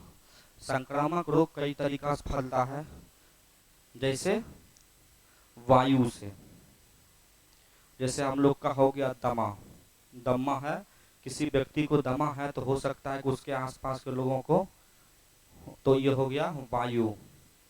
उसके बाद पानी, है ना जी, वायु, पानी, खून। खून समझते हैं ना, जैसे किसी व्यक्ति को एड्स हुआ है और उसका खून किसी दूसरे व्यक्ति को चढ़ा दिया जाए तो उसको एड्स हो सकता है। जैसे हेपेटाइटिस बी, किसी व्यक्ति को हेपेटाइटिस बी हुआ है और उसको हेपेटाइटिस बी जनित उसको चढ़ा दिया जाए खून तो उसको भी हेपेटाइटिस बी हो सकता है। ये हुआ खून से। फिर कुछ रोग ऐसे होते हैं जो अनुवांशिक रूप से संक्रमित होते हैं, जैसे हीमोफीलिया। यदि आपके माता पिता या किसी को भी है परिवार में जो एक जीन के द्वारा जो फैलता है उसको अनुवांशिक कहते हैं। एक संक्रामक रोग होता है जो हम लोग का फैलता है सेक्सुअल इंटचमेंट से, जैसे गोनेरिया हुआ, सिफिलिस हुआ, एड्स हुआ। ये सब बीमारी किससे संक्रमित होता है? एक व्यक्ति का यदि एड्स है या सिफिलिस है, गोनेरिया है, उसके पास साथ दूसरा कोई व्यक्ति यदि संबंध बनाएगा तो उसको ये बीमारी हो जाएगा। तो इस टाइप का इस बीमारी ये सब हो गया हम लोग का संक्रामक रोग। तो इस संक्रामक रोग को अध्ययन करने के लिए दक्षिण भारत में बनाया गया है बेंगलुरु में सेंटर। दक्षिण भारत का ये पहला सेंटर है। अब अंतिम हम लोग का है और है जी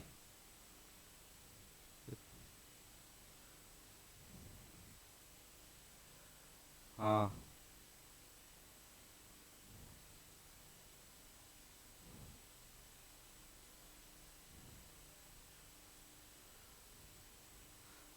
आज ही खत्म कर देंगे, कोशिश करेंगे पूरा करंट अफेयर्स आज। यदि एक से मतलब 8 से 10 मतलब एक क्लास एक मंथ का करंट अफेयर्स खत्म होने में 3 दिन लगेगा। तो 6 मंथ है ना, 6 मंथ करंट अफेयर्स 18 से 20 क्लास में खत्म हो जाएगा। उसके बाद 2-3 चीज़ें हम लोग स्पेशल तरीके से पढ़ेंगे, जैसे योजना, साइंस टेक का अलग से current affairs, budget, Bihar budget, Bharat budget, और उसके बाद फिर खेल खिलाड़ी स्पोर्ट्स वाला करंट अफेयर्स हम लोग अलग से। और एक दिन जो है हम लोग 5, 10, 12, 15 पेज का जो भी Bihar related important current affairs होगा वो 2 या 3 क्लास में होगा, वैसे हम करेंगे। ठीक, हाँ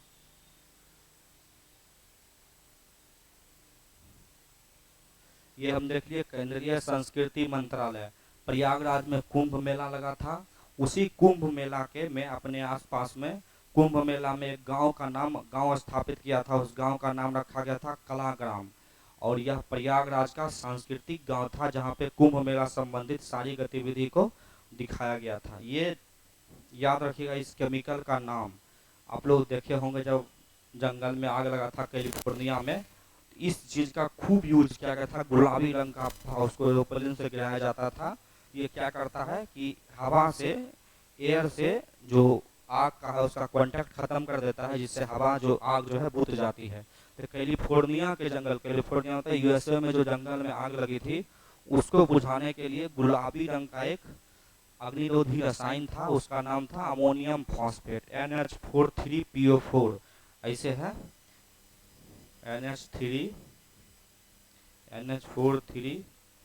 NH4 अमोनियम फॉस्फेट इसका नाम है। आप लोग एक नाम सुनेंगे DAP, खाद का नाम, उर्वरक का नाम सुने DAP, तो डाई अमोनियम फॉस्फेट उसको हम लोग कहते हैं। तो उसका यूज हम लोग किस में करते हैं? उर्वरक के रूप में। तो वो हुआ, तो यहाँ अमोनियम फॉस्फेट का जो NH43PO4 है इसका यूज हम लोग क्या कहते हैं? अग्निरोधिक रसायन के रूप में करते हैं। बीपीएससी में जो केमिस्ट्री से प्रश्न पूछा जाता है वो generally uses of daily life का पूछा जाता है। यही सब आपसे पूछा कौन सा रसायन कहाँ यूज होता है। देखते हो जैसे पिछला बार पूछा कि जंग ये मतलब रोधी, जो हम लोग का बंदूक रोधी जो सैनिकों का जैकेट होता है उसका बनाने में किसका यूज होता था? केवलर का यूज होता है।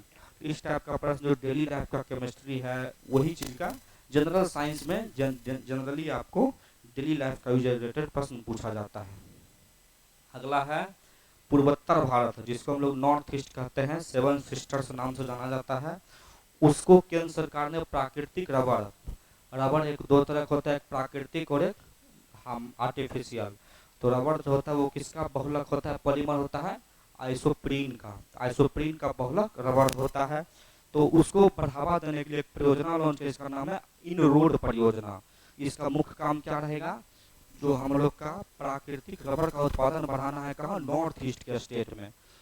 भारत में सबसे बड़ा रबड़ उत्पादक राज्य केरल है। कौन है? केरल। और विश्व में सबसे अधिक स्तर पे मलेशिया उत्पादन करता है।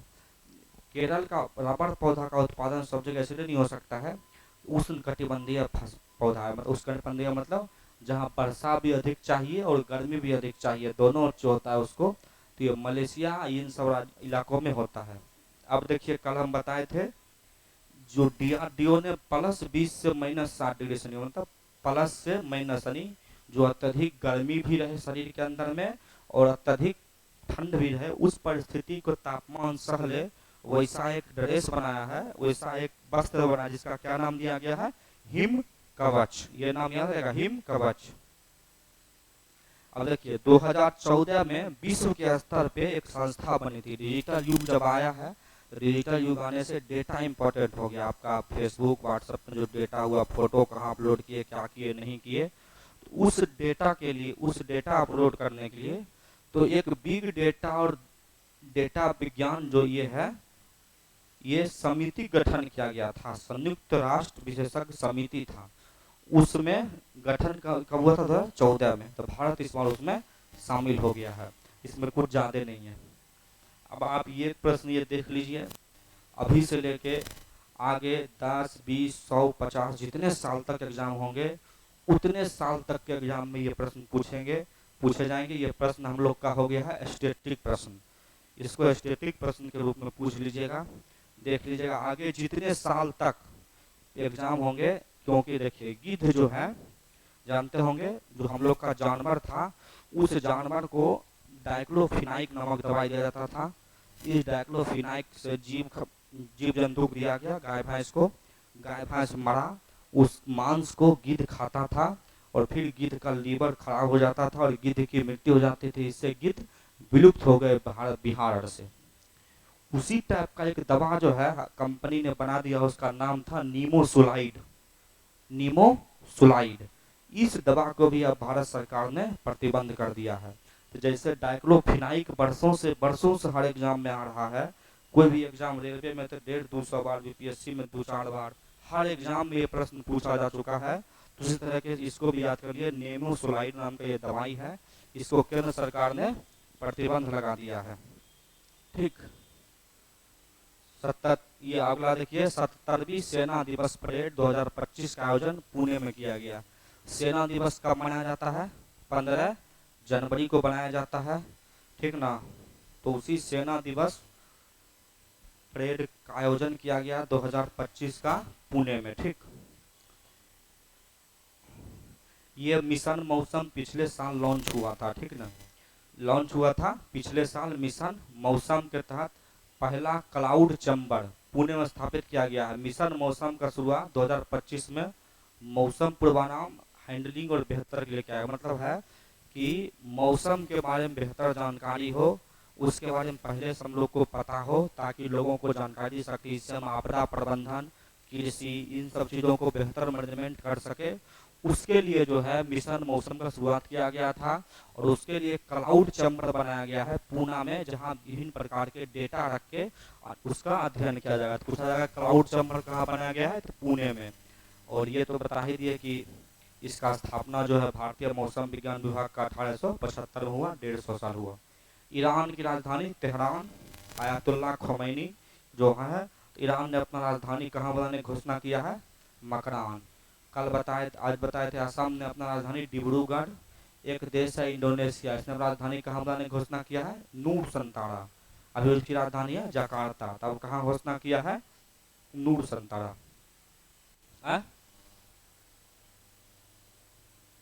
मकरान, MAKRAN, मकरान।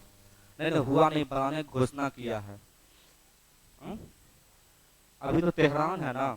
अजीत कुमार मोहंती ये समिति है, परमाणु ऊर्जा आयोग, इसको मतलब ये पुनर्गठन, मतलब जैसे उसमें एक अध्यक्ष होता है, फिर उसके उपाध्यक्ष हुए, समिति हुए, केंद्र सरकार के सदस्य होते हैं, तो उन सबका कि उसका पुनर्गठन किया जाए, नए तरीके से परमाणु ऊर्जा आयोग बनाया जाए। देखिए परमाणु ऊर्जा मिशन बजट 2025 में लॉन्च किया गया, आप लोग जानते 2025-26 में।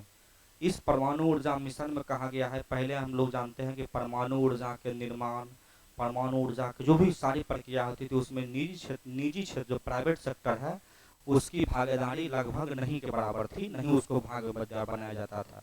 लेकिन भारत सरकार ने जो 2025-26 के बजट में परमाणु ऊर्जा मिशन लॉन्च किया है, उसमें घोषणा किया है कि अब उसमें हम लोग निजी सेक्टर को भी इसमें कुछ कुछ कार्य देंगे। छोटे परमाणु मॉड्यूल रिएक्टर जो होते हैं, SMR जिसको कहते हैं, स्मॉल एटॉमिक मॉड्यूल रिएक्टर उसको कहा जाता है, उसको सबको बनाने के लिए हम लोग निजी सेक्टर को भागीदार बनाएंगे।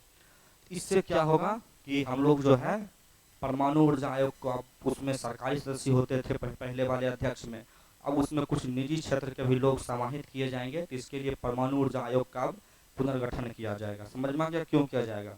परमाणु ऊर्जा आयोग का गठन 1948 में किया गया था। उसके परमाणु ऊर्जा जनक भारत को कहा जाता है होमी भाभा जहांगीर को।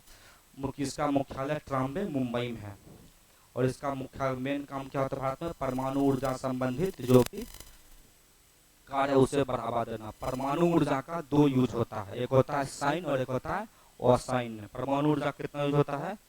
दो यूज होता है।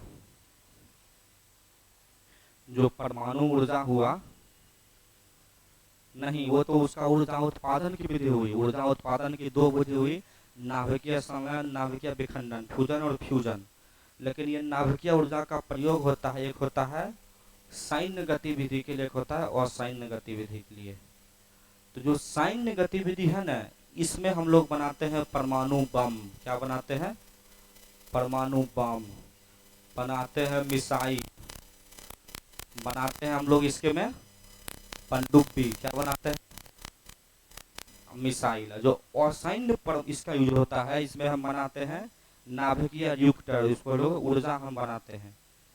जैसे भारत में रावत भाटा, तूतीकोरिन, कल्पक्कम, तारापुर, ये सब में हम लोग का टोटल अभी 7 गो चालू है।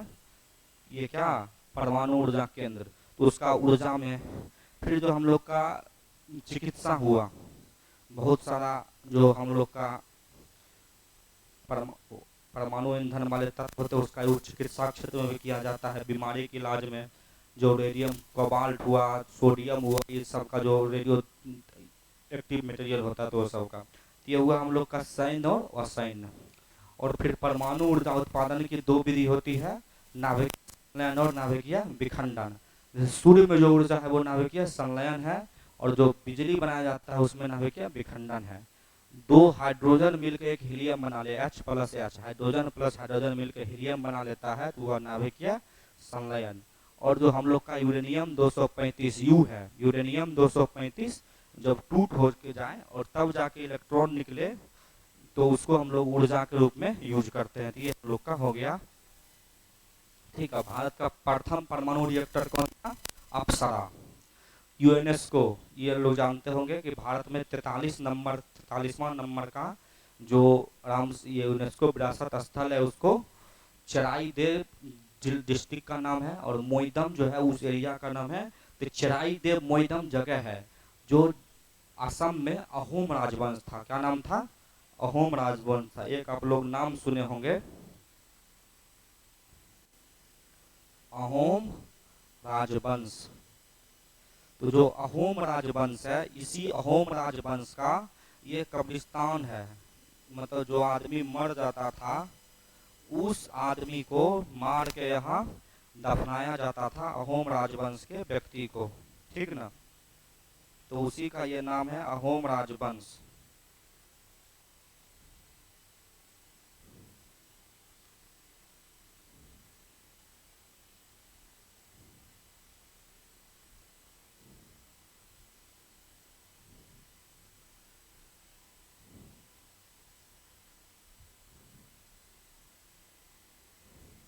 समझ गए जी?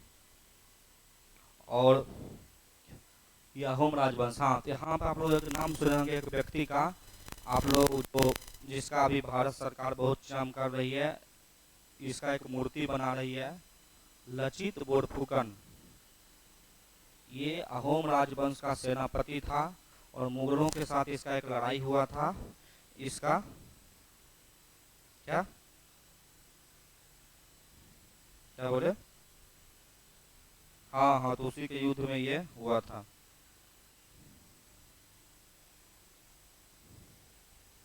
उसके बाद इससे पहले किसको मिला था? होयसल मंदिर परिसर कर्नाटक को मिला था। ठीक ना? और फिर धौलावीरा को मिला था जो गुजरात में है।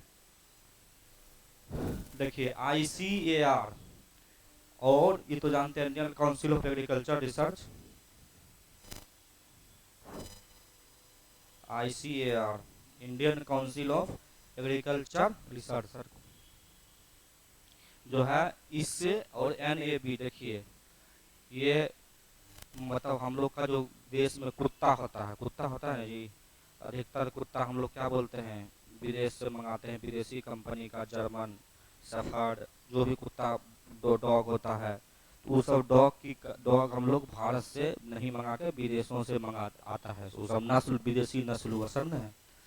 तो जो हम लोग का NAICAR हरियाणा का ही, जैसे आप एक संस्था हुआ था ICAR का ये ब्रांच है national bureau of animal genetic research, यानी ये जानवरों के जेनेटिक रिसर्च पर रिसर्च करता है। संस्था है हरियाणा में।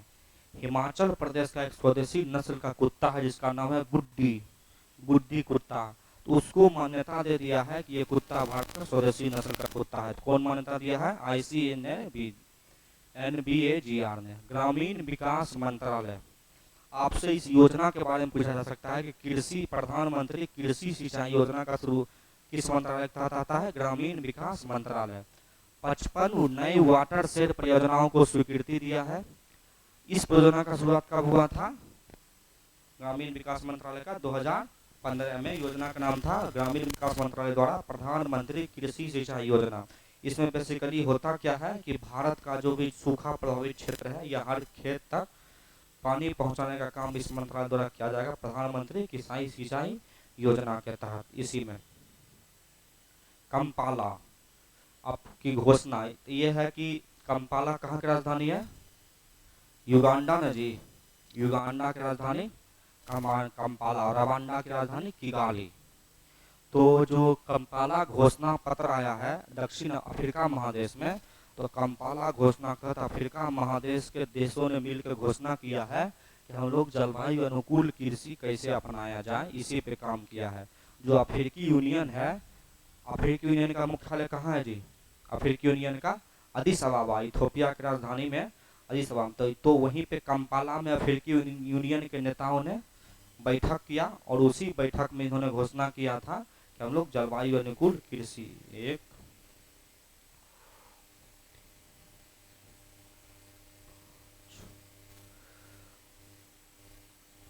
आज के लिए अब रहने दिया जाए क्या? अब हम आप लोग इस कल जो है तो हम लोग इस क्लास को ख़त्म कर लेंगे और जनवरी मंथ का करंट अफेयर्स ख़त्म हो जाएगा। इसके अलावा इसमें जो कुछ दिवस वो तो थीम आधारित जो है वो कल ही बता देंगे। उसके बाद इसमें इस मंथ में कुछ अन्य जो घटनाएं हुई है उसको हम लोग अगले मतलब ये एक साथ वीडियो लाएंगे, उसी में इसको कंप्लीट कर दिया करेंगे। ठीक है, तो ठीक है, मिलते हैं कल। और अभी के लिए गुड नाइट, शुभ रात्रि। पढ़िए और तैयारी प्रिपरेशन कीजिए। बहुत ही कम समय है, मेहनत का कोई शॉर्टकट नहीं है। जितना अधिक से अधिक आप समय दीजिएगा उतना बेहतर तरीके से रिजल्ट होगा।